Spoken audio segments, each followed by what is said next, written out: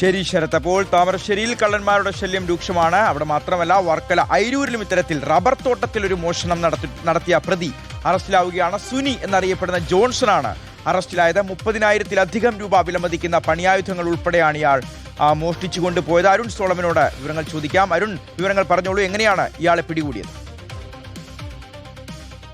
ഷിഗാസ്, ഈ വർക്കല അയിരൂർ ചാരുകുടിയിലുള്ള ഈ ഒരു സ്വകാര്യ വ്യക്തിയുടെ റബ്ബർ തോട്ടത്തിലെ പ്രധാന ഈ ഗേറ്റിന്റെ പൂട്ട് പൊളിച്ചാണ് ഈ കള്ളൻ അകത്ത് കയറിയത്. ഇതിനുശേഷം ഈ വലിയ ഏക്കർ കണക്കിനുള്ള ഒരു തോട്ടമാണ്. അതിനകത്തു തന്നെ ഈ തോട്ടത്തിന് ആവശ്യമായിട്ടുള്ള പണിയായുധങ്ങളൊക്കെ സൂക്ഷിച്ചു വെച്ചിരുന്ന ഒരു കെട്ടിടമുണ്ടായിരുന്നു. അതിനുള്ളിലേക്ക് പ്രവേശിച്ചതിന് ശേഷമാണ് ഈ പണിയായുധങ്ങൾ കവർന്നെടുത്തത്. ഇതിന് പിന്നാലെ ഈ തോട്ടത്തിന്റെ ഉടമയായിട്ടുള്ള രാജഗോപാൽ ഈ അയിരൂർ പോലീസിന് പരാതി നൽകുകയായിരുന്നു.